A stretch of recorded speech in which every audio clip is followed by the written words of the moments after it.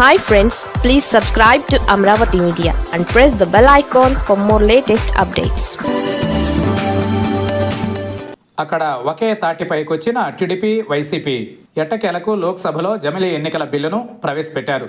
One nation one election బిల్లును, అలాగే 129వ రాజ్యాంగ సవరణ బిల్లును లోక్సభలో న్యాయశాఖ మంత్రి అర్జున్ రామ్ మేఘ్వాల్ ప్రవేశపెట్టారు.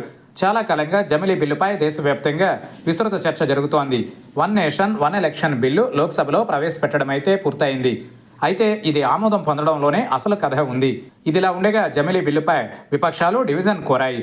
దీంతో కొత్త పార్లమెంటు భవనంలో ఈ బిల్లుపై మొట్టమొదటిసారిగా ఎలక్ట్రానిక్ ఓటింగ్ జరిగింది. జేపీసీకి చర్చకు పంపేందుకు అనుకూలంగా 269 ఓట్లు, వ్యతిరేకంగా 198 ఓట్లు రావడం గమనార్హం. ఈ బిల్లుకు ఆంధ్రప్రదేశ్కు చెందిన అధికార ప్రతిపక్ష పార్టీలు మద్దతు పలకడం విశేషం. ఏపీలో ఎన్డీఏ కూటమి అధికారంలో ఉంది. ఈ కూటమిలో టీడీపీ, జనసేన, బీజేపీ ఉన్నాయి. ఈ మూడు పార్టీలు జమిలీ బిల్లుకు మద్దతు ఇవ్వడంతో పెద్దగా ఆశ్చర్యం లేదు. అయితే వైసీపీ కూడా మద్దతు ఇవ్వడం ప్రత్యేకంగా చెప్పుకోవాలి. జేపీసీ నివేదిక తరువాత తిరిగి బిల్లును తీసుకొస్తామని ప్రధాని మోదీ తెలిపారు. ఈ బిల్లుపై విస్తృతమైన చర్చ జరగాలని మోదీ, అమిత్ షా ఆకాంక్షించారు. ఈ రెండు బిల్లుల్ని కాంగ్రెస్ తీవ్రంగా వ్యతిరేకించింది. రాష్ట్రాల అసెంబ్లీల కాల పరిమితిని కుదించడం రాజ్యాంగ విరుద్ధమని కాంగ్రెస్ పేర్కొంది. జమిలీ ఎన్నికలు నియంతృత్వ పాలనకు నాంది అని, అందుకే వ్యతిరేకిస్తున్నామని సమాజ్వాదీ పార్టీ చీఫ్ అఖిలేష్ యాదవ్ మండిపడ్డారు.